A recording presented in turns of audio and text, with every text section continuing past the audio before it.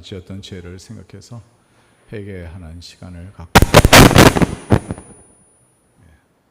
회개하는 시간을 갖고 주님 앞에 나오겠습니다. 우리 회개 참회 시간으로 주님 앞에 나오겠습니다.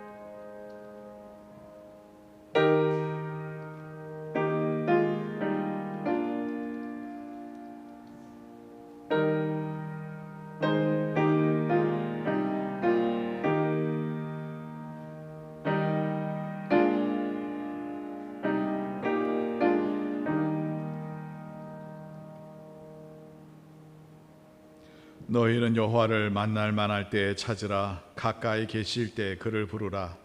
악인은 그의 길을, 불의한 자는 그의 생각을 버리고 여호와께 돌아오라. 그리하면 그가 긍휼히 여기시리라. 우리 하나님께 돌아오라. 그가 너그럽게 용서하시리라. 다 같이 일어나셔서 귀한 예배를 하나님 앞에 드리겠습니다. 하나님은 영이시니 예배하는 자가 영과 진리로 예배할지니라.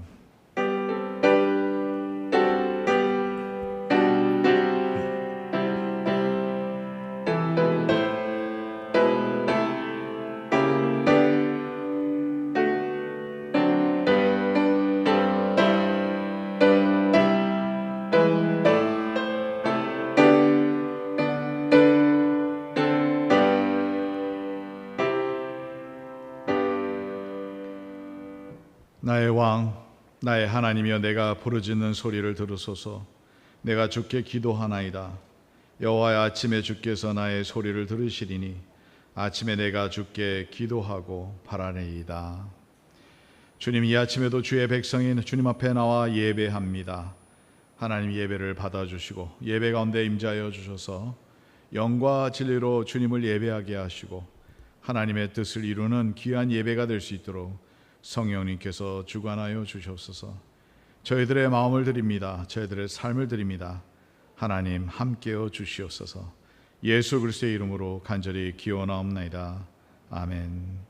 전능하사 천지를 만드신 하나님 아버지를 감사하며 그 외아들 우리 주 예수 그리스도를 믿사오니 이는 성령을 잉태하사 동정녀 마리아에게 나시고 본디오 빌라도에게 고난을 받으사 십자가에 못 박혀 죽으시고 장사한지 살만에 죽은 자 가운데서 다시 살아나시며 하늘에 오르사 전능하신 하나님 편에 앉아 계시다가 저로서 산 자와 죽은 자를 심판하러 오시리라. 성경을 믿사오며 거룩한 공회와 성도가 서로 교통하는 것과 죄를 사하여 주시는 것과 몸이 다시 사는 것과 영원히 사는 것을 믿사옵나이다. 아멘.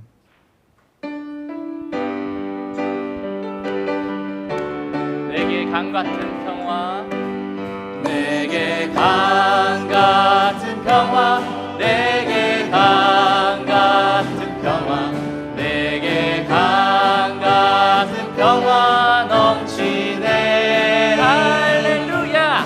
내게 강 같은 평화, 내게 강 같은 평화, 내게 강 같은 평화.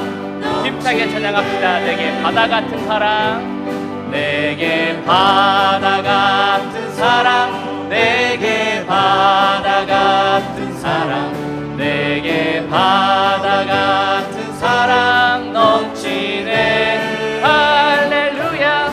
내게 바다 같은 사랑, 내게 바다 같은 사랑, 내게 바다 같은 사랑 넘치네. 기쁨, 내게 샘 솟는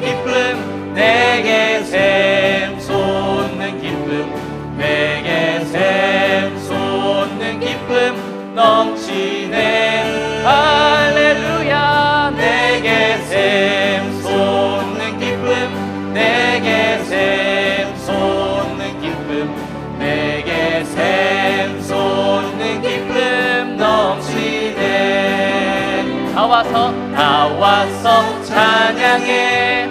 사랑을 주신 주 찬양해. 사랑해 우리 주님. 생명 주셨네. 소리쳐 찬양해. 기쁨을 주시는 우리 왕 찬양의 제사 드리며 주님께 경배해. 다 와서 찬양해. 찬양해 주님. 찬양해 주님 우리 왕. 다 와서 찬양해. 찬양해 주님. 찬양해 주님 우리 왕. 다시 한번 다 와서 찬양해. 사랑을 주신 주 찬양해. 사랑해 우리 주님. 생명 주셨네. 소리쳐 찬양해. 기쁨을 주시는 우리 왕 찬양의 제사 드리며 아멘. 주님께 경배해. 다 와서 찬양해. 찬양해 주님. 찬양해 주님 우리 왕. 다 와서 찬양해. 찬양해 주님. 찬양해 주님 우리 왕. 아멘.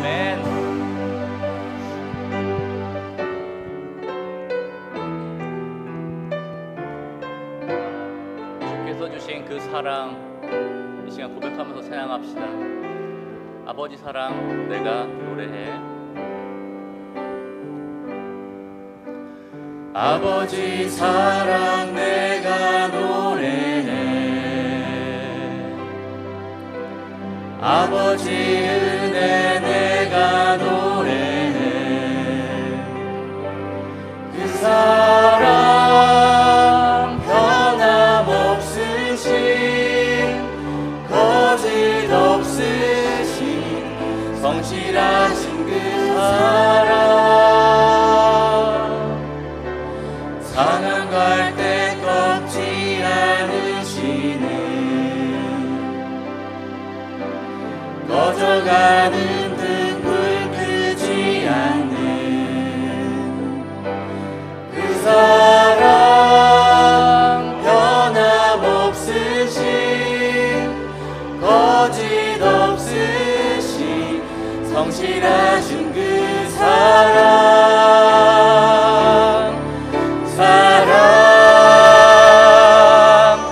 그 사랑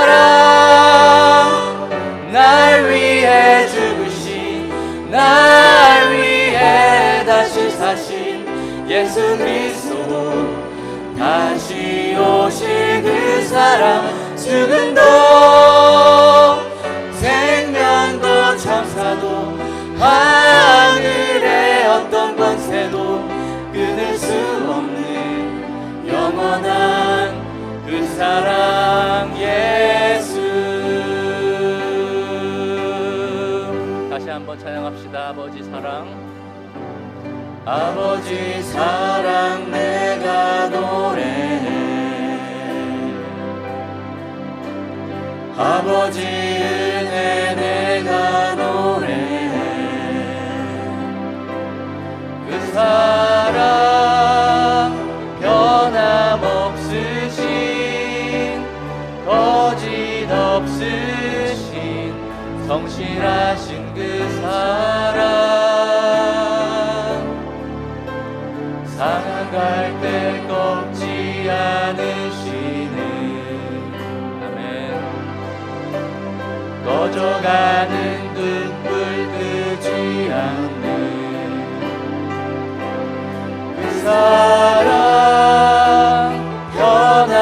변함없으신 거짓 없으신 성실하신 그 사랑.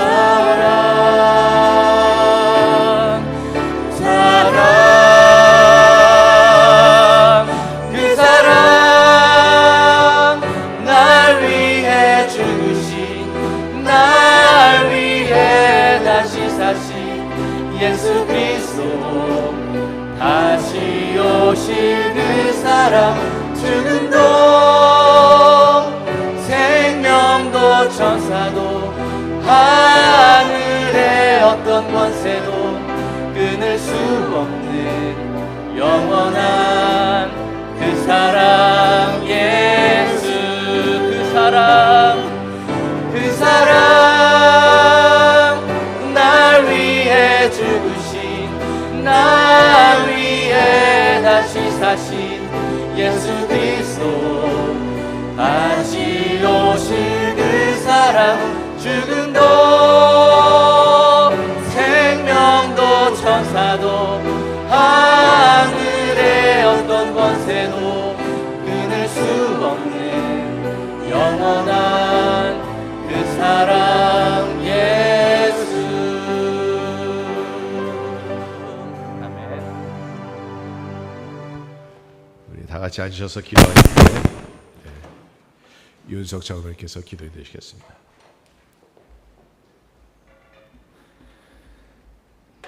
살아계신 하나님 여호와 아버지 은혜를 감사드립니다.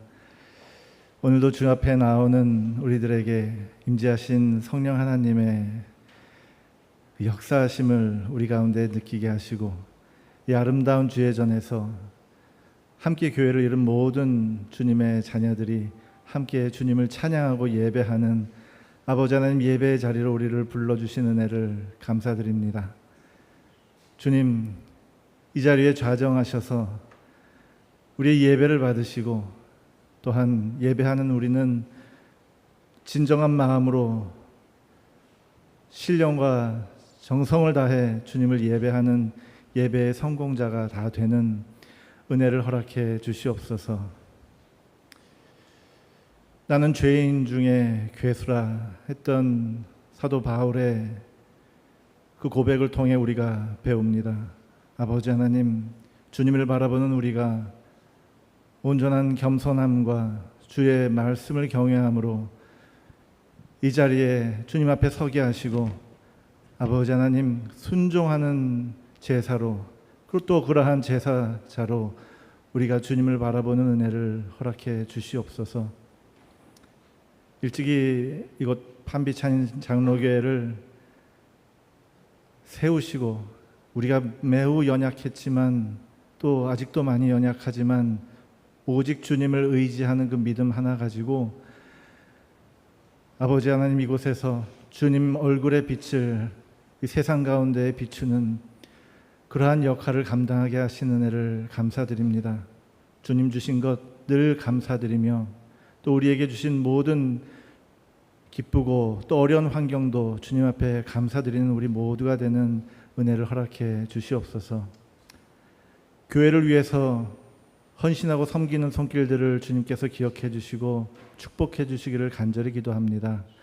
이 시간 특별히 우리의 자녀들을 위해 애쓰고 헌신하는 우리 교사들을 주님 축복해 주셔서 우리 아이들이 주님 말씀하신 그 믿음의 반석 위에 곧게 서게 하시고 대를 이어 주님을 예배하고 찬양하는 아름다운 가정 이뤄가는 은혜를 허락해 주시옵소서. 멀리 선교지에 선교하는 우리 선교사님들을 주님 기억해 주시옵소서. 우리가 비록 연약하고 미천하여 다 하지 못하는 아버지 하나님 그 마음도 주님께서 헤아려 주시고 주님 우리에게 성령의 은혜 주실 때에 우리 마음 가운데에 미안함과 찔림을 주님 허락해 주시기를 간절히 기도합니다. 부족하지만 정성을 다해 함께 중보하고 시간으로 물질로 드리는 우리 판비찬인 장로교의 모든 권속들이 되는 은혜를 허락해 주시옵소서. 주님 부르신 주의 종을 통해 선포하실 말씀을 우리가 기대합니다. 우리에게 경청할 귀를 허락해 주시고 주님 믿음대로 세상에 나아가 주님 얼굴의 빛 같은 아버지 하나님 그러한 그리스도인으로 살아가는 우리 모두가 되는 은혜를 허락해 주시옵소서. 주님 오늘 말씀 가운데 함께 하시고 우리를 새롭게 하여 주시옵소서. 감사와 찬양과 영광 올려드리며 예수 그리스도 이름 받들어 기도드립니다. 아멘.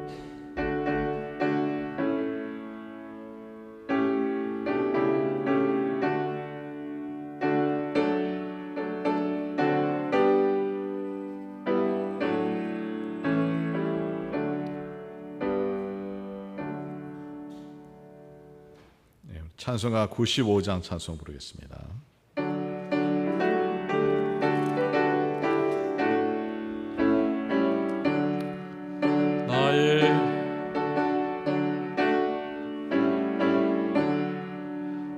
나의 기쁨, 나의 소망, 나의 생명이 되신 주, 밤마 불러서 찬송을 드려도 늘 아신 마음뿐일세.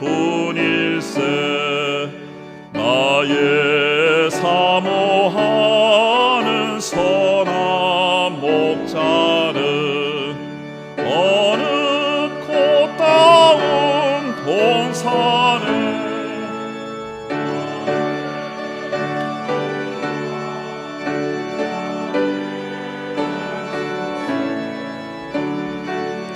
꿈을 함께 하실까.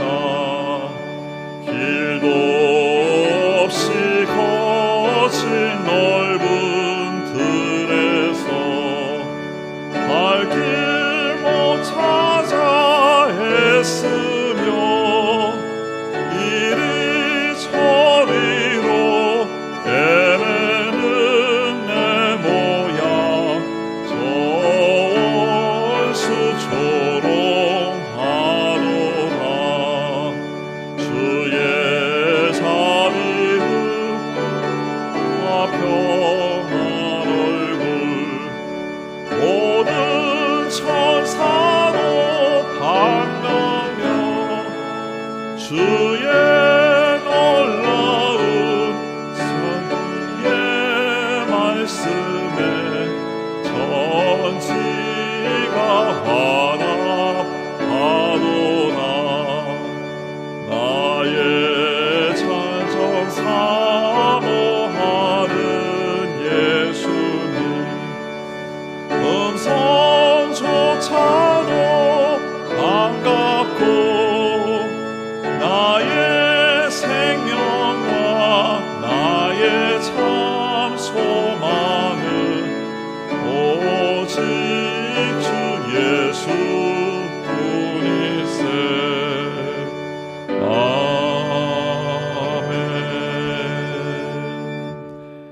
기도 올리겠습니다. 하나님 감사합니다. 이 아침에도 주의 백성이 주님 앞에 나왔을 때에 하나님께서 주신 것을 가운데서 구별하여 하나님 앞에 이 예물을 다시 드립니다. 하나님 예물 가운데 저희들의 마음이 있고 저희들의 정성이 있습니다. 하나님께서 예물을 받아주시고 예물이 쓰는 곳곳마다 하나님께서 원하셨던 그 뜻 이루어지게 해주시고 생명을 구하는 데 쓰임받을 수 있도록 하나님 역사하여 주시옵소서. 주의 백성을 꼭 기억하여 주셔서 병중에 누워 계신 우리 성도님이 일어날 수 있도록 은혜 내려주시고 여호와 라파 하나님을 찬양합니다. 여호와 라파 하나님을 우리를 치유하신 하나님을 영광 돌리기를 원합니다. 하나님 주여 치유하여 주시옵소서. 주의 백성 가운데 또한 경제적으로 어려운 성도도 있다면 하나님께서 또한 우리 가운데 역사하여 주셔서 이 세상 살아가는 동안에 돈 때문에 시험 받지 않도록 도와주시고 하나님의 영광을 위해서 더 열심히 살 수 있도록 하나님 붙들어 주시옵소서. 감사하며 모든 말씀 우리 주 예수 그리스도의 이름으로 기도드리옵나이다. 아멘.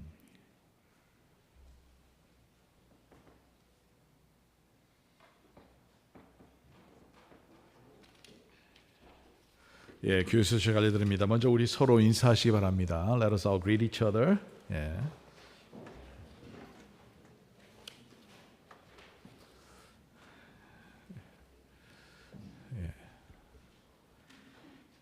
오늘 방문하신 분들 좀 있습니다. 우리 이준영 집사님 부모님, 예, 우리 장로님 권사님, 예, 반갑습니다. 우리 환영합니다. 예.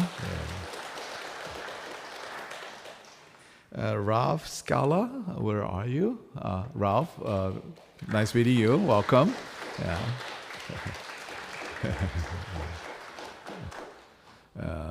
We have lunch after the service. I'd like to invite all of you to come and join us. 우리 식사 같이 이렇게 나눠서 그리스도의 사랑을 나눴으면 합니다. 광고가 몇 가지 있습니다. 우리 세례 신청을 오늘까지 받습니다. 여러분 세례 신청하실 분들은 오늘까지 꼭 신청해 주시고요. 4월 달에 세례식은 베풉니다. 공동회가 오늘 2부 예배 이어서 오늘 이 예배에 이어서 바로 이어서 공동회를 갖게 됩니다. 여러분 공동회에 참석하시고 모든 분들은 다 참석을 할 수 있지만 발언권이나 또 그 투표권은 오직 활동 교인만 하실 수 있는 것을 여러분 꼭 기억해 주셨으면 감사하겠습니다. 플로리다 지역의 한국학교 협회 글짓기에서 우리 교회 그 에버그린 한국학교가 좋은 성과 나서 우리 이영애 집사님 교장으로 수고하시는데 참 매해마다 우리 교회 그 한국학교가 상당히 좋은 성적을 가졌어요. 오늘 특별히 이지혜 양이 유치부 은상을 이예지 양이 제가 그 글씨를 거꾸로 보는 그게 좀 있어요. 그래서 강하다. 우리 예지 어린이 앞에 나와서 상 받는데 우리 큰 우리 자랑스러운 우리 예지.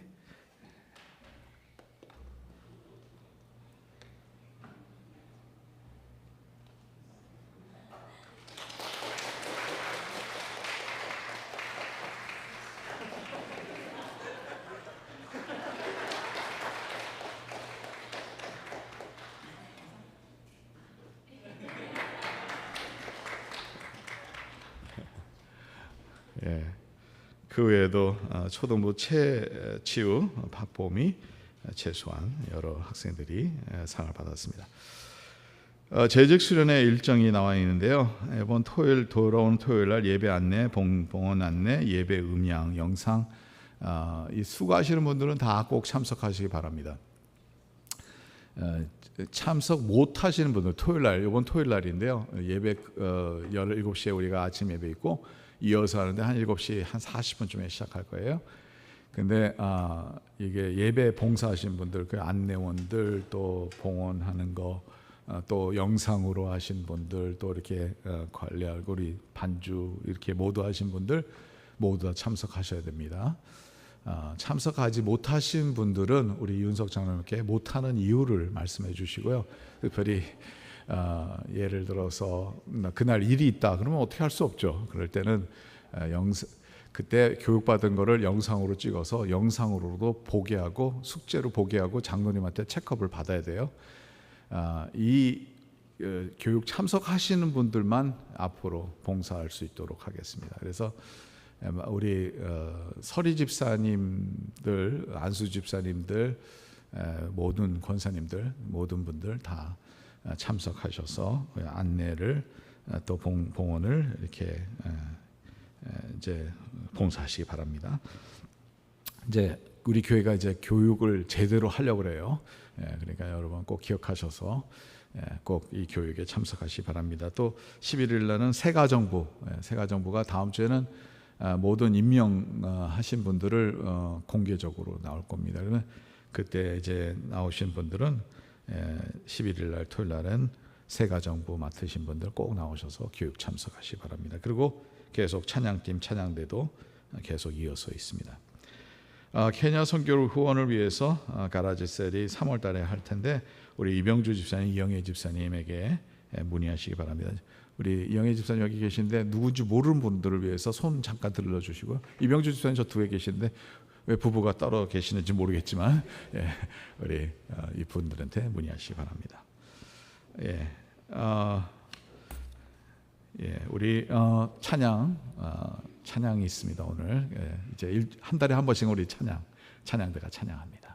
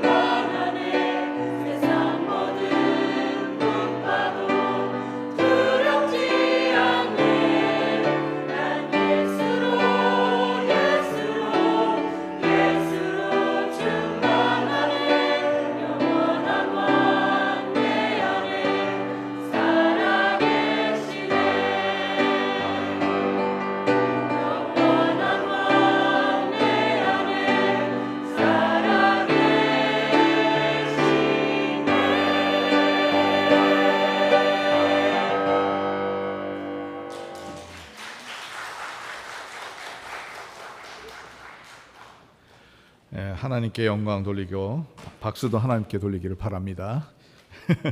왜 박수를 안 치시지? 이렇게 찬양하니까 박수도 받고 좋네요. 우리 모든 영광 하나님께. 저는 이 찬양이 처음 들어보는데 너무 좋네요. 가사가 너무 좋네요. 오늘 하나님께서 주신 말씀은 요한복음 2장 13절에서 22절 말씀.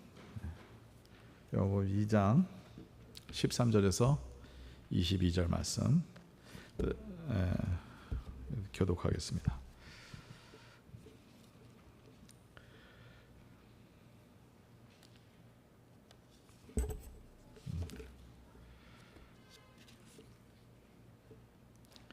유대인의 유월절이 가까운지라 예수께서 예루살렘으로 올라가셨더니 성전 안에서 소와 양과 비둘기 파는 사람들과 돈 바꾸는 사람들이 앉아 있는 것을 보시고 노끈으로 채찍을 만드사 양이나 소를 다 성전에서 쫓아내시고 돈 바꾸는 사람들의 돈을 쏟으시며 상을 엎으시고 비둘기 파는 사람들에게 이르시되 이것을 여기서 가져가라. 내 아버지의 집으로 장사하는 집을 만들지 말라 하시니 제자들이 성경 말씀에 주의 전을 사모하는 열심히 나를 삼키리라 한 것을 기억하더라. 이에 유대인들이 대답하여 예수께 말하기를 내가 이런 일을 행하니 무슨 표적을 우리에게 보이겠느냐. 예수께서 대답하여 이르시되 너희가 이 성전을 헐라 내가 사흘 동안에 일으키리라. 유대인들이 이르되 이 성전은 46년 동안에 지었거늘 내가 3일 동안에 일으키겠느냐 하더라. 그러나 예수는 성전된 자기 육체를 가리켜 말씀하신 것이라. 죽은 자 가운데서 살아나신 후에야 제자들이 말씀하신 것을 기억하고 성경과 예수께서 하신 말씀을 믿었더라. 아멘. The passage today comes from John, Gospel of John, chapter 2, verses 13 to 22. And this is the word of God. John chapter 2, verses 13 to 22. When it was almost time for Jewish Passover, Jesus went up to Jerusalem. In the temple courts, he found people selling cattle, sheep, and doves, and others sitting at the table exchanging money. So he made a whip out of the cords and drove all from the temple courts, both sheep and cattle. He scattered the coins of the money changers and overturned their tables. To those who sold doves, he said, "Get these out of here. Stop turning my Father's house into a market." His disciples remembered that it is written, "Zeal for your house will consume me." The Jews then responded to him, "What sign can you show us to prove your authority to do all this?" Jesus answered them, "Destroy this temple, and I will raise it again in 3 days. He replied, it has taken 46 years to build this temple, and you are going to raise it in 3 days. But the temple he had spoken of his body, after he was raised from the dead, his disciples recalled what he has said. Then they believed the scripture and the words that Jesus had spoken. This is the word of God. So today's is, I believe, the fifth sermon about the dwelling place of God. As I said before, the temple of the tabernacle, the temple of the meeting, is where the congregation comes together. It is a tent that they have set so that the glory of God would appear to them, and the presence of God would be upon them. So this tabernacle is the sanctuary of God, where God's presence was shown before the people. And it does not end there. It is this tabernacle. It is where the guidance of God is, where the forgiveness happens. When they come, then they give the gift of offering of animals to come in the presence of God for the forgiveness of their sins. And this tabernacle is also symbolized the grace of God, that God has given us this blessing of forgiveness, that God has blessed us with the guidance, and God is gracious to us in times of trouble and in the desert where there was not enough food, or in the scarce condition that they lived. God has provided them with the things that they needed in this life. It is the presence, the guidance, and providence of God and forgiveness. So this tent symbolizes all that. And this tabernacle, at the end, what happens was when David became a king, he built a palace for himself. It was a beautiful palace, but he saw outside this tent where the Ark of the Covenant was made of tent.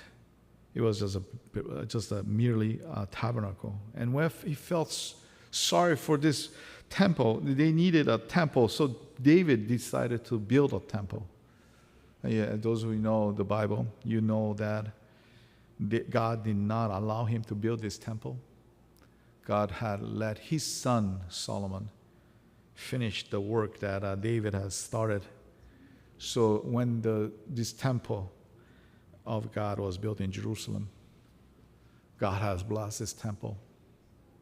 And God has told the people that God will indeed hear the prayers when people come together in this place to worship God and to give prayer to God.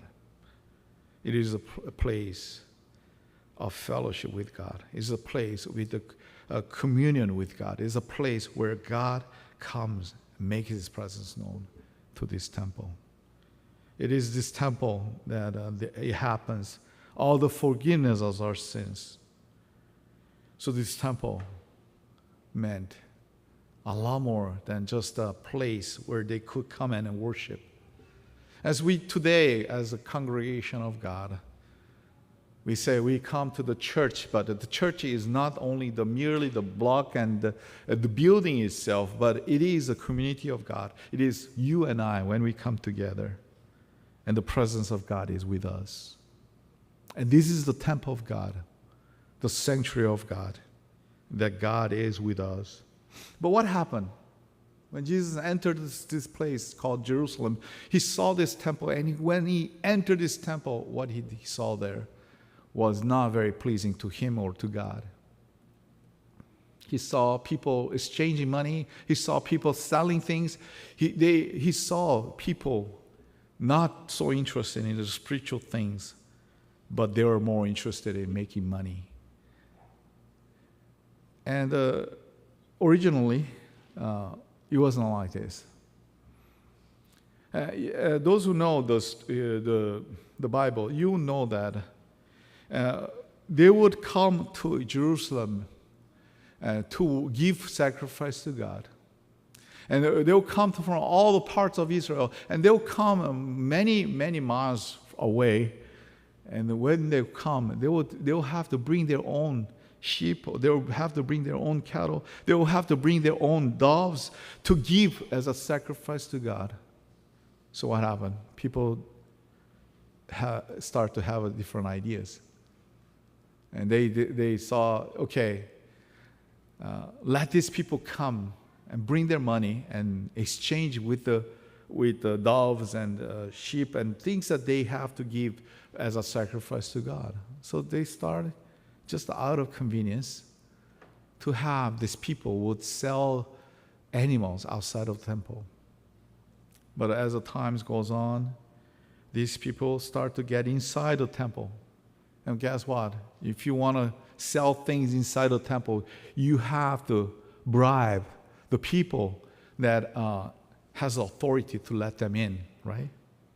So what happened? They start to have business here. They start to sell things.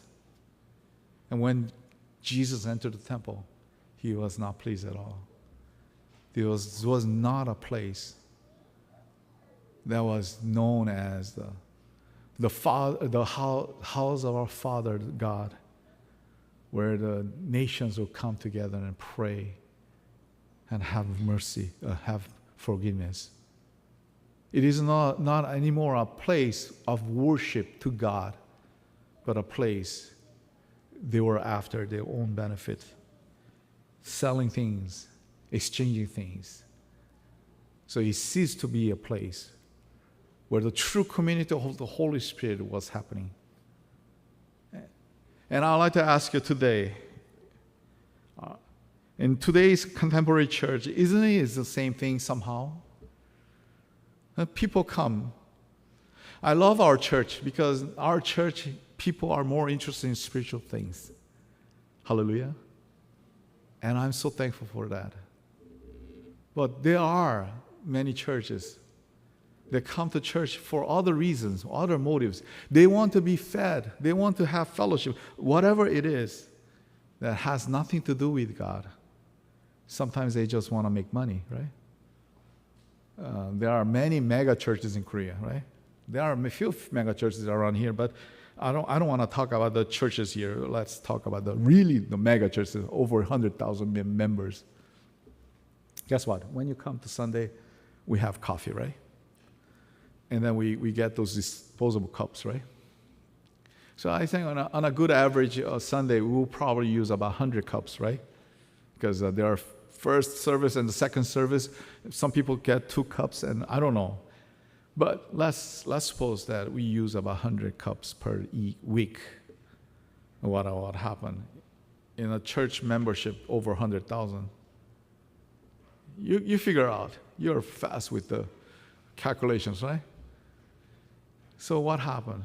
In these churches, in order for you to sell things, you have to get into the leadership of the church. And they'll give to the people, and they can make money. So you figure out, if you know more people, know more business. I have known that some people come to church. When I was in LA, there was a person that I met. This person would go to 4 different churches because they have 4 different services, different time of the day. Just the big churches, over 2,000, 3,000 members, to make a connection with them, to make business with them. Church will cease to be a place of communion with God. Would God accept worship when this person is more interested in making money out of church participation? I doubt it. And I would like to say today, when Jesus saw all this, he was not pleased. And obviously, he overturned the tables. He says, you are making this as a market. This is not supposed to be like that. This is just a temple of God. This is where the nations will come to God and pray so that God will answer our prayers. When the true fellowship of God, when the presence of God will be felt in among us, so that when we go outside to this world, we will live as true Christians. So Jesus was not very pleased with the things that were happening in this place. So he overturned the tables. Very untypical, right? Jesus is really the nice guy, right? In quotation. But you see Jesus mad here, overturning tables. Destroying their businesses, right? You see a different Jesus here. Because people were making this a place of robbers. A den of robbers, as the other gospel says. So Jesus wants to restore this place as a place of worship of God, as a place where they can have this, they can feel the presence of God, the glory of our Lord in our lives. So when we go outside, we can live as a true Christians. So when they all saw this, and the disciples came and they saw all this and they remembered the passage in Psalm chapter 69, verse 9. Yeah. I think it goes, one baby cries, the other baby goes again. It's okay. Babies are babies. They have, I'm sure that God will bless them. So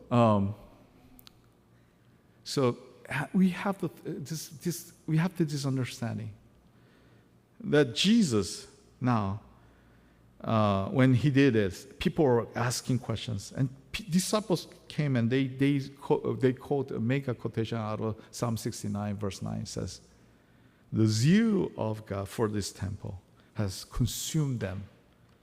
The zeal means not just a positive thing, but it is a zeal that is filled with the other motives, not to worship God, but with the motives of having this temple.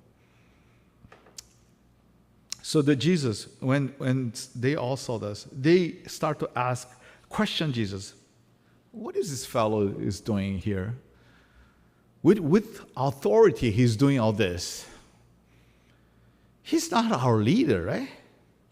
As a matter of fact, this is what happens later when we just says the next quotation. That is the quotation they took him to say that, to crucify him and say that he was blaspheming God. And this is what happens.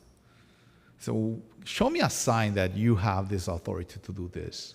If you show us a sign, then we will understand. But show us a sign. With what authority you do this? And Jesus says, verse 19 says, Jesus answered them, "Destroy this temple, and I'll raise it again in 3 days." So, what is Jesus talking about? Destroy this temple so that Jesus will raise it up in 3 days? They misunderstood what Jesus was trying to tell them. Jesus was trying to tell this temple, meaning his own body, as verse 21 says. Jesus was meaning that when you die, when you kill me, I'll raise it up, or I'll raise again from the dead in 3 days. But they misunderstood. They took literally what he was saying. They thought that Jesus was talking about the temple of Jerusalem. That if they destroy this temple, that Jesus will build up in 3 days. And, you are making nonsense what you're saying. Verse 20 says, they replied, "It has taken 46 years to build this temple, and you are going to raise it in 3 days?" So it really doesn't make sense.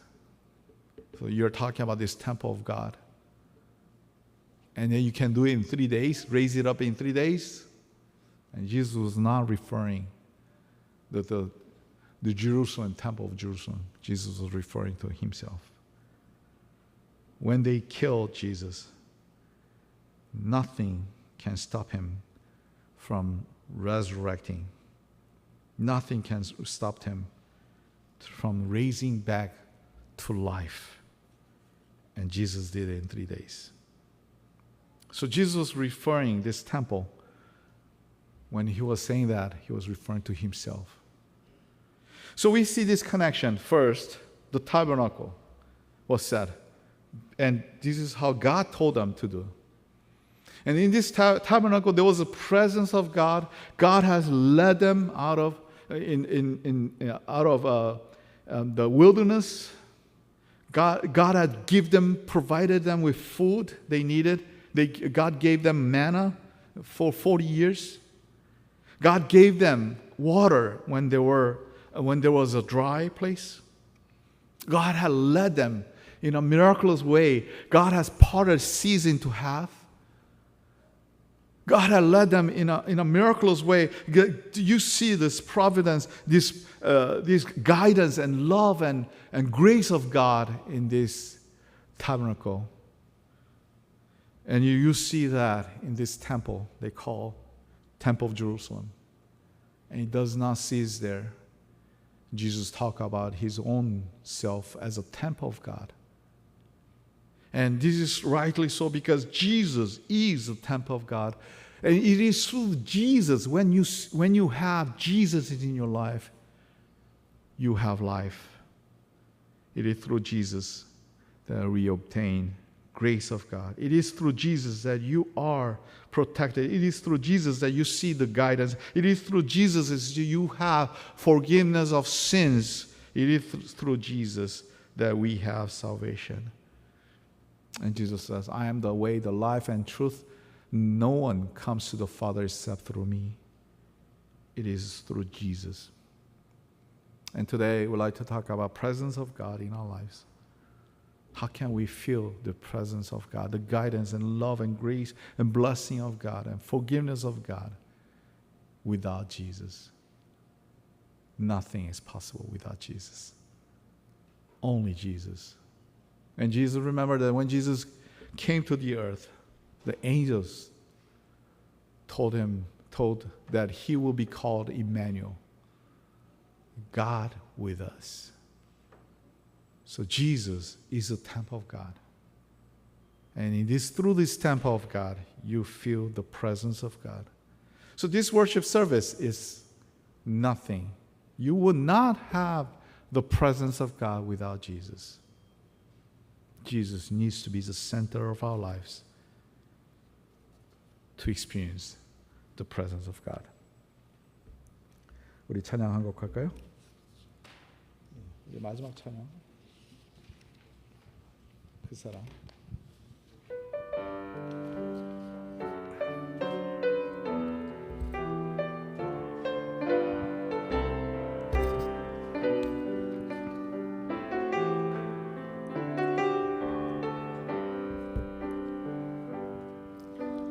아버지 사랑 내가 노래해 아버지 은혜 내가 노래해 그 사랑 변함없으신 거짓없으신 성실하신 그 사랑 상할 때 꺾지 않으시는 꺼져가는 등불 끄지 않는 그 사랑 변함없으신 거짓없으신 성실하신 그 사랑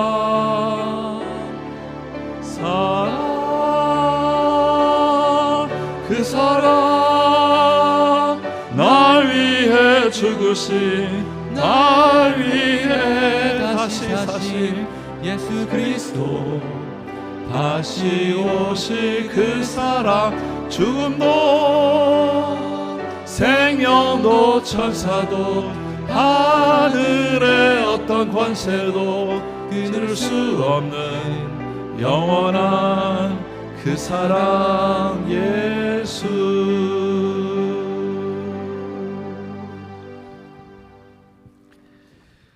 오늘은 다섯 번째 설교입니다. 성막과 하나님의 전에 대해서 다섯 번째 설교인데 앞으로 두 설교 더 있습니다. 오늘 말고도 길다고 느껴지셔도 끝까지 참으시기 바랍니다.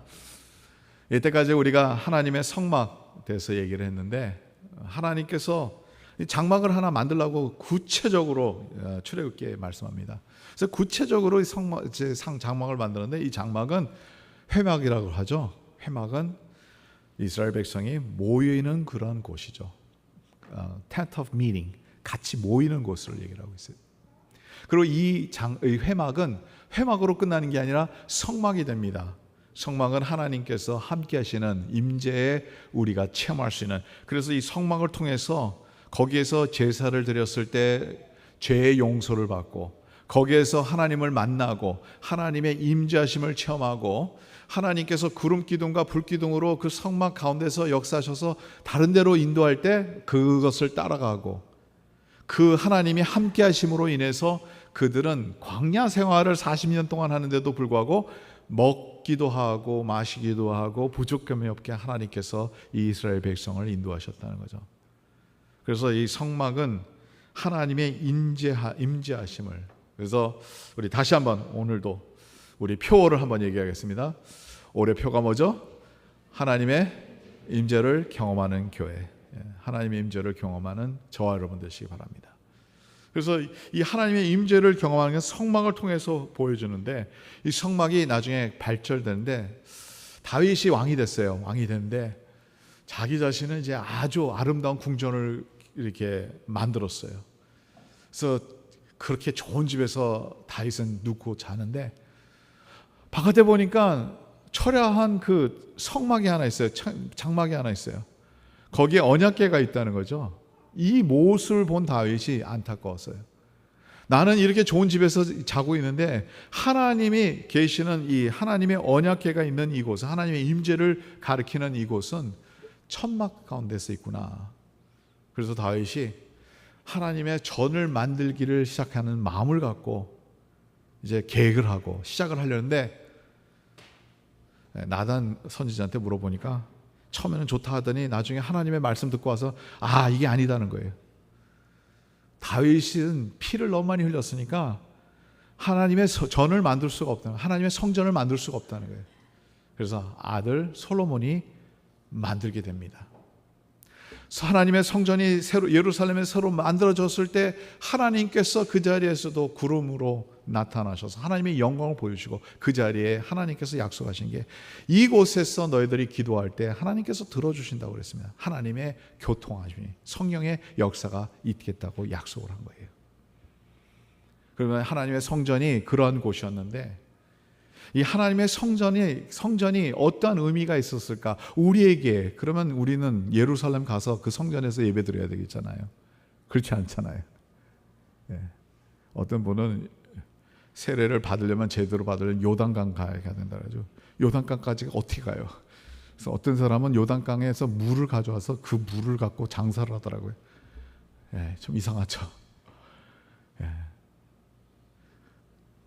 그래야 우리는 제가 그거에 대해서 그렇게 크게 설명 안 해도 될 것 같아요. 다 잘 하시는 것 같아서 제가 더 설명 안 하겠습니다.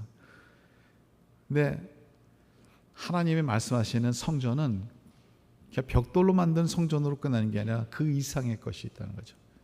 그래서 오늘 말씀은 예수님께서 이 벽돌로 만든 성전뿐만 아니라 자기 자신에 대해서 성전이라고 얘기를 하죠. 그래서 오늘은 예수님의 성전에 대해서, 성전과 예수님에 대해서 관계를 얘기를 하고, 다음 주에는 제가 제목을 미리 말씀드리면 재미가 없잖아요. 드라마도 좀 이렇게 미리 말하면 재미가 없고 미리 말하면 다 할 것 같으니까 다음 주 꼭 오시라고 그거를 다음 주로 남기겠어요. 그 다음 주는 또 따로 있어요. 두 가지 더 있어요. 물론 더 있을 수도 있겠지만 아무튼 오늘은 이 성전, 예수님께서 참 기가 막힌 내용을 말씀하셔요. 오늘은. 근데 오늘 이기까지 어떤 일이 있었냐 하면 예수님께서 예리고 성전에 입성을 하셨어요. 입성을 하셨는데 거기 보니까 장사하는 사람들이 그냥 여기저기 다 있는 거예요. 비둘기도 팔고 양도 팔고 돈 바꾸는 사람들도 있고 이게 왜 성전 안에 이런 일들이 일어나는지. 예수님께서 어떻게 보면 거룩한 진노죠. 그 진노로 이 상을 다 뒤집어 엎습니다. 그리고 다른 복음서는 너희들이 만민이 기도하는 집을 도둑들의 소굴을 만들고 있다고 얘기를 해요. 오늘은 조금 요한복음은 좀 나이스하게 얘기를 해요. 너희들이 이게 마켓플레이스로 시장으로 만들고 있다 그렇게까지 말씀하셨는데 예수님께서 다른 복음서는 도둑들의 소굴로 만들고 있다는 거예요. 예수님의 그렇게 티피컬한 행동은 아니에요. 우리가 예수님 생각하면 아주 온유하시고 절대로 화도 안 내실 것 같고 뭐 성질도 안 부르실 것 같고 뭐 그렇잖아요. 근데 예수님이 여기에서는 우리가 생각지도 못한 거, 이때까지 상상도 못했던 그냥 거기 있는 창들을 다 뒤집어 엎으시고 진노하신 거예요. 왜 이렇게까지 하셨을까?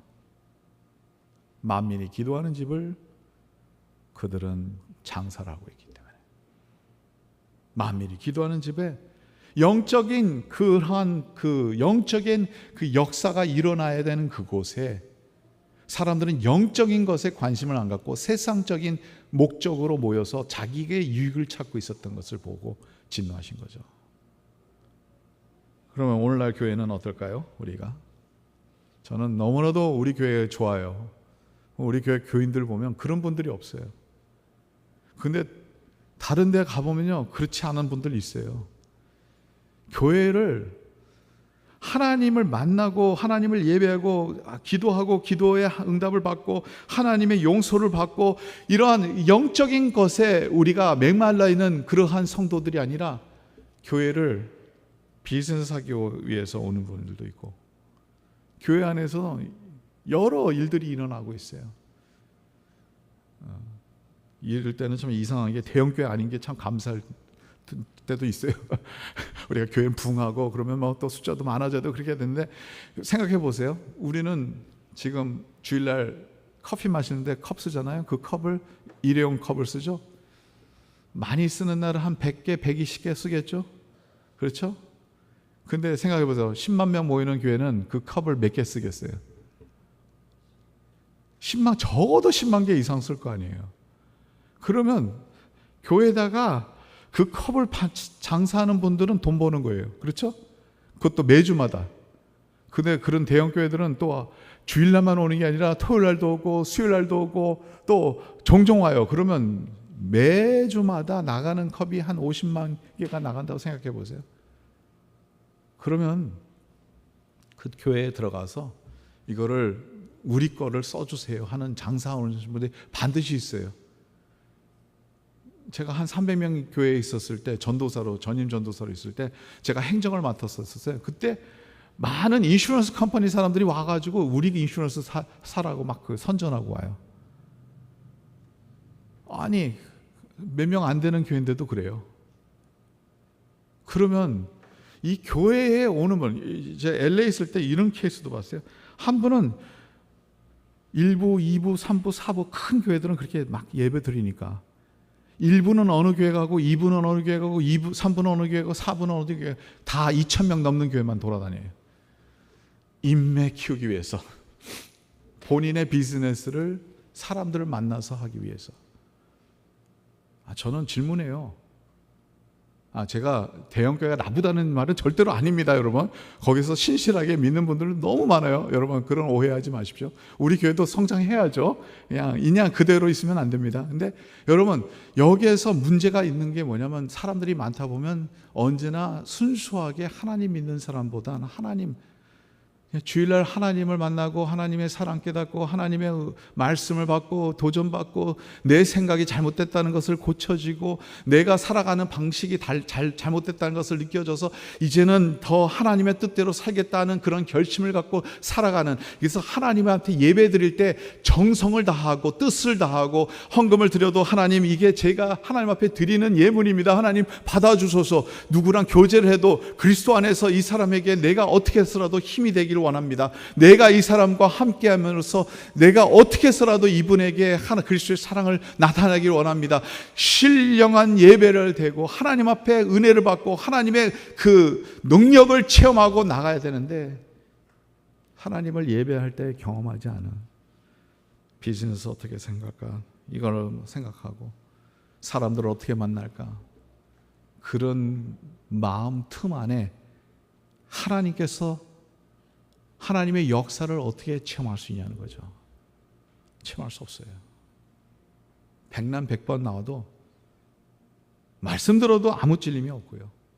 왜냐하면 그 말씀 안에 하나님의 말씀 관심이 없으니까, 하나님의 말씀이 나에게 오늘은 무슨 말씀을 주실까 이런 관심이 없기 때문에, 관심 자체가 없기 때문에 변화될 수가 없는 거예요.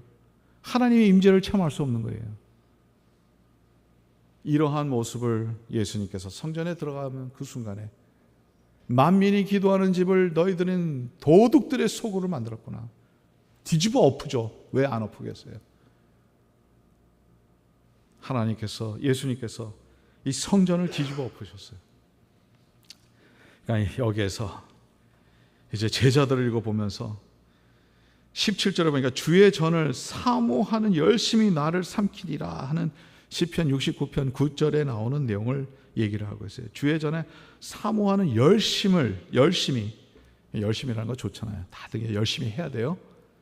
근데 열심히 젤로스라는 그리커인데, 이 말은 제오라는 말에서 나오는데, 이 말은 열정인 말씀도 되지만 또 부정적인 이런 부정적인 내용들이 있어요. 거기에 톤이 있어요. 그 부정적인 톤은 뭐냐면 질투랑 집착을 얘기를 하고 있어요. 어떤 분들은 교회로 와도 교회에 집착을 갖고 있어요. 교회는 꼭 내 뜻대로만 돼야 된다, 내 생각대로 돼야 된다. 이거는 집착이에요. 내 뜻대로가 아니라, 내 생각이 아니라 다른 하나님의 공동체가 만들어져서 성령님이 역사하시는 대로 우리가 만들어 가야 되잖아요. 열정은 좋은 겁니다. 근데 그 열정의 동기가 자기 자신이 중심이 될 때는 이것은 문제가 되는 거예요. 그러니까 다른 사람들한테도 너 왜 이렇게 예배해? 이렇게 예배하지 마. 그렇게 얘기를 하고요. 저 오랜만에 오늘 찬양대가 옛날 찬양을 했어요. 내게 강 같은 평화. 제가 40년 전에 불렀던 찬양이에요. 근데 이상하게 은혜되더라고요. 저도 이제 좀 나이가 들어가나 봐요. 근데 젊은 분들은 어떨지 모르겠어요. 저 연세 드신 분들은 다 좋았을 거라고 생각돼요. 그러면 어떤 분들은 나는 은혜가 안 돼. 또 반대로 가끔가다 찬양팀이 연세 드신 분들 따라 못하는 찬양을 할 때도 있어요. 나랑 너무 안 맞아. 누가 나한테 맞춰야 돼요? 물론 우리 찬양팀에게는 제가 늘 얘기를 합니다. 우리가 밸런스 하라고. 그래서 잘해요. 근데 다 맞을 수는 없어요. 어떤 분들은 막 그냥 진짜 노래 땡 하고 막 그렇게 하고 하는 거를 좋아하는 분들도 있어요. 저는 골치 아프더라고요. 저도 이게 자꾸 이렇게 나이 들어간 것 같이 이렇게 느껴져서 좀 어릴 때는 좀 그런데요. 여기서 우리가 깨달은 것은 모든 분들이 다 여기는 내 집이다 하는 거, 하나님 앞에 드리는 예배가 내가 하나님 앞에 드릴 수 있는 예배, 내가 하나님 앞에 드릴 수 있는 찬양, 그 은혜를 우리가 체험해야 된다는 거죠. give and take 해야 돼요. 우리 교회 성도들이 참 저는 너무 감사한 게 영어 설교해도 잘 들어요. 아무것도 못 알아듣는데도 잘 들으셔요. 얼마나 감사한지 몰라요, 저는. 근데 더 감사한 건 여기 미국 영어만 아시는 분들은 소수지만 이분들은 거의 예배가 다 한국말이에요. 그런데 너무 잘 들어요. 더 감사해요. 서로를 위해서 희생하는 거예요. 왜냐하면 저에게도 복음이 필요하고 나에게도 복음이 필요하고 감사해요. 하나님의 공동체예요. 저는 이럴 때 성령님을 느껴요. 이럴 때 하나님을 느껴요. 하나님이 우리의 중심이 되신다는 거. 그러니까 이제 우리의 인간의 집착과 우리 인간이 원하는 그러한 뜻으로 하나님의 성전이 이루어지는 게 아니라 하나님의 성전은 성령님이 거하시는 것, 지난번에 말씀한 루하 성령. 어떤 분은 어저께 와서 전태 그러더라고요. 지난주에 설교를 그대로 다 외우셨어요. 하나님의 성령 루하, 하나님의 바람, 하나님의 그 성령의 역사를 체험한다는. 전 너무 감사했어요. 설교자는 이럴 때 보람을 느껴요. 성령의 역사가 일어나는 그 교회, 더 나아가서 오늘날 말씀하는 것은 예수 그리스도가 중심된 교회가 돼야 된다는 거예요. 예수님이 말씀하십니다. 그러니까 이제 이 성전에 이 상을 뒤집은 사람들 딱 보더니 이 사람들이 그런 거예요. 이 사람 자기는 누구길래 여기 와가지고 이렇게 상을 뒤집어 엎어? 그러니까 도전하는 거예요. 당신이 누구길래 이런 상을 뒤집어 엎으냐면서 무슨 권위로 하냐는 거죠. 표적을 하나 보여달라는 거예요. 당신이 진정한 하나님의 선지자라는 것을 보여달라는 그러한 도전이에요. 예수님께서 전혀 이해 못하는 말씀을 하셔요. 19절에 우리 한번 같이 읽을까요? 뭐라고 하시는지 예수님께서 19절이에요. 예수께서 대답하여 이르시되 너희가 이 성전을 헐라 내가 사흘 동안에 일으키리라. 그러니까 이제 성전에 대해서 이 성전에서 왜 이렇게 상을 뒤집어 엎습니까? 무슨 권위로 당신이 이런 일을 합니까? 하니까 그들이 그렇게 물어보니까 예수님께서 이 성전을 3일 너희들이 헐라. 너희들이 이 성전을 헐라는 거예요. 3일 안에 일으키리라. 그냥 도저히 이해가 안 가죠. 이 성전이 46년 동안 돼서 지어졌는데 당신이 무슨 힘으로, 어떤 힘으로 이 성전을 3일 만에 일으킬 수 있냐는 거죠. 도전이에요. 나중에 예수님이 이 말씀하신 걸로 인해서 그들이 예수님을 십자가에 못 박힙니다. 일주일도 안 가서.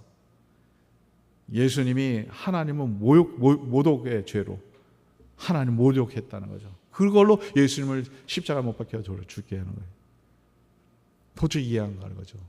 예수님은 그때는 예루살렘의 그 성전을 얘기하는 게 아니라 자신의 몸을 얘기한다. 21절에 설명이 나와요. 예수님은 자신의 몸을 얘기하는 거예요. 그러면 처음에 하나님이 거하시는 곳이 천막 가운데서 있었어요. 이 천막이 회막입니다. 이스라엘 백성이 모이는 곳이에요. 그곳이 성막이 됐어요. 하나님이 함께 하셔서 하나님의 임재를 체험하게 하고 하나님의 구름으로 하나님의 영광을 나타냈던 이 성막이 이제는 다윗의 시대 후로 솔로몬이 성전을 지어서 예루살렘에 성전을 지어서 이 성전에 하나님께서 또 하나님의 구름으로 나타나서 거기에서 너희들이 기도할 때 내가 들을겠다고 하나님께서 약속하셔서 그 성전이 그 성전이 지어졌는데 이제는 예수님이 그 성전의 이상으로 벽돌로 만드는 이 성전이 아니라 그 이상 하나님이 계시는 곳 바로 자신의 몸을 얘기하고 하나님 자신의 몸을 얘기하고 있어요.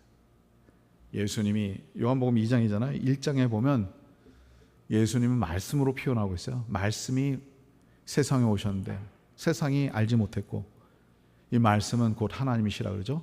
그리고 성육신했다는 거죠.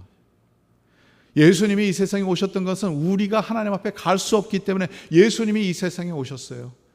우리가 이 성전에서 모인다고 그러지만 이 성전은 벽돌로 만든 이 예배당을 얘기를 하고 있죠. 그러나 예배당은 예배당으로 끝나는 게 아니라 하나님의 성전이 되려면 여러분과 우리의 이 공동체가 교회고 이 공동체에 하나님이 함께 하신다는 거예요. 이 공동체에 하나님이 함께 하셔서 이 하나님의 성전이 되고 하나님이 거하시는 곳, 하나님의 역사하시는 곳, 하나님을 만나는 곳, 이곳의 머리가 되신 예수님은 바로 하나님의 성전이라는 거예요. 예수님은 성육신 하셔서 인간의 몸으로 이 세상에 오셔서 하나님 자신이 우리가 보지 못했던 하나님이 예수님을 통해서 우리가 보게 되는 것이고요. 예수님 없이는 우리가 아무리 제사를 드려도 그 제사로 인해서 우리는 하나님 앞에 갈 수 없지만 예수님 자신이 희생물이 돼서 저와 여러분들을 위해서 십자가에 못 박혀 돌아가심으로 우리가 예수님이 우리를 위해서 십자가에 못 박혀 돌아가심으로 죄를 사해 주셔서 우리의 영원한 제사가 되셔서 그 예수님으로 인해서 우리는 용서를 받을 뿐만 아니라 구원을 받는 존재가 된 거죠. 예수님이 성전입니다. 하나님이 계시는 하나님의 역사가 있는 곳이라는 거예요. 예수 없이는 살 수 없습니다. 예수님이 이 세상에 오셨을 때 임마누엘 하나님이라고 그랬습니다. 임마누엘이라는 뜻은 God with us, 하나님이 우리와 함께 계시다. 하나님이 함께 계시는 곳이 성전이요, 하나님이 함께 계시는 곳이 하나님의 역사를 체험하는 곳이에요. 우리 교회가 바로 그런 교회가 되기를 간절히 바랍니다. 하나님의 역사를 체험하는 교회, 하나님을 만나는 교회, 그 만남은 바로 예수 그리스도로 말미암아 이루어진다는 것을 체험하시길 간절히 바랍니다. 예수 그리스도 없이는 하나님을 만날 수 없어요. 그래서 예수님께서는 이렇게 말씀합니다. 나는 길이요 진리요 생명이니 나로 말미암지 않고서는 아버지께로 올 자가 없다. 예수님이 우리의 유일한 길이라는 거예요. 예수 안에서만 하나님의 임재를 경험할 수 있습니다. 예수 안에서만 하나님의 은혜를 체험할 수 있습니다. 예수 안에만 하나님의 보호하심을 받을 수 있습니다. 예수 안에만 하나님의 인도하심을 체험할 수 있습니다. 예수 안에만 하나님의 용서가 있습니다. 그리고 예수님만 우리의 구원의 유일한 길이라는 것을 믿으시기 간절히 바랍니다.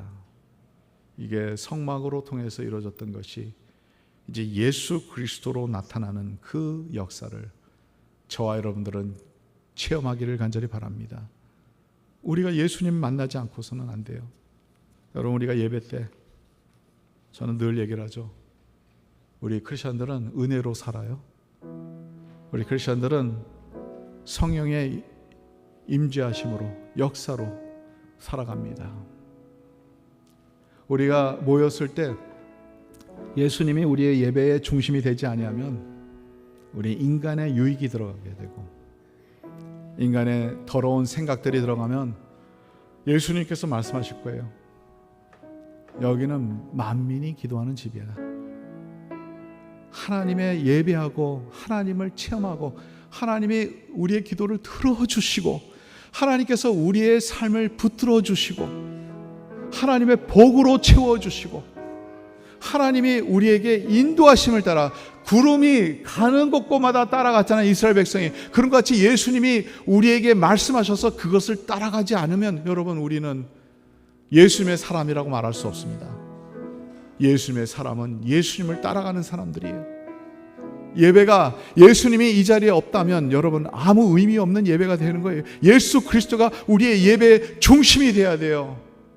우리의 교회의 중심이 돼야 되는 거죠. 내가 원하는 게 아니라 그리스도께서 원하시는 거, 내가 바라는 것이 아니라 그리스도께서 바라시는 그 뜻으로 우리가 하나 되는 거예요. 우리 교회가 이제는 2023년뿐만 아니라 예수님으로 가득 차, 아까 제가 그 찬양이 너무 좋았던 게 예수님을 충만해야 된다는 그걸 들었을 때 어떻게 이분들, 제가 설교 제목 미리 공개 안 하잖아요. 어떻게 알았지? 예수님을 충만해야 하잖아요. 예수님을 충만해야 하잖아요. 예수님이 우리의 삶의 중심이 되어야죠. 충만해야 되잖아요. 예배 가운데 예수님을 만나야 되잖아요. 예수님을 알아야 되잖아요. 예수님의 방법을 알아야 되잖아요. 예수님을 우리가 사랑하고 따라가고 사모하고 그 예수님을 바라봐야 되지 않습니까? 예수님이 중심이 되시길 간절히 바랍니다. 우리 기도할 때 주님이 나의 삶의 중심이 되기를 원합니다. 예수 그리스도 외에는 없습니다. 우리는 고백합니다. 예수 그리스도 중심으로 살기를 원합니다 하고 나가는 주의 백성들이 되길 바랍니다. 우리 다 같이 기도하겠습니다. 하나님 감사합니다. 예수님 외에는 없습니다. 오직 주님만 우리의 길이요 진리요 생명이시고 오직 예수님만 우리의 구원의 길이시오. 예수님 안에서 우리가 구원을 받을 뿐만 아니라 우리의 용서함을 받고 예수 그리스도 안에 우리가 주의 은혜를 체험하며 예수 그리스도 안에 있는 생명을 우리가 체험하며 이 세상에 나가서 승리할 수 있도록 주님 이 자리에 함께해 주시고 붙들어 주고 성령님께서 우리를 이끌어 주시기 간절히 바랍니다. 예수를 만날 수 있도록 이끌어 주시기 바랍니다. 우리가 인격적으로 예수님을 만나기를 원합니다. 예수님이 말씀하시는 것을 우리가 듣기를 원합니다. 예수님께서 인도하시는 대로 우리가 따라가기를 원합니다. 예수님께서 우리의 삶의 중심이 되셔서 우리의 예배의 중심이 되셔서 우리의 삶의 중심이 되셔서 오직 예수님만 우리가 따라가는 주의 백성들이 될 수 있도록 인도하여 주시옵소서. 주님을 사모합니다. 주님을 바라봅니다. 오늘도 주의 은혜로 채워주시고 주의 백성이 예수 그리스도 외에는 다른 것을 바라보지 않고 예수님만 바라보고 예수님, 좋으신 예수님, 우리를 위해서 십자가에 못 박혀 돌아가신 예수님, 하나님의 사랑으로 우리를 함께 하시는 이 세상의 어떠한 것도 우리의 이 사랑에서 끊을 수 없는 하나님의 사랑을 우리는 선포하며 그 사랑 안에서 우리가 고백합니다. 주님이 필요합니다. 주님 없이 살 수 없습니다. 우리가 주님 앞에 나왔을 때 주의 은혜로 우리를 붙들어 주시옵소서. 예수 그리스도의 사람이 되기를 원합니다. 내 생각이 아니라 그리스도의 생각을 우리가 앞세울 수 있도록 도와주시고, 내 이익이 아니라 예수 그리스도의 몸된 교회의 이익을 위해서 살아가게 해주시고, 하나님의 영광을 위해서 살아가는 주의 사람들이 될 수 있도록 인도하여 주시옵소서. 저희들을 붙들어 주시고 인도하여 주시고 하나님의 은사로 채워 주시며 예수 그리스도의 사람으로 거듭나게 하옵소서. 감사하며 모든 말씀 우리 주 예수 그리스도의 이름으로 간절히 기도하옵나이다. 아멘. 우리 다 같이 일어나셔서 마지막 기도를 찬양을 드리고 축도를 예배 마치겠습니다.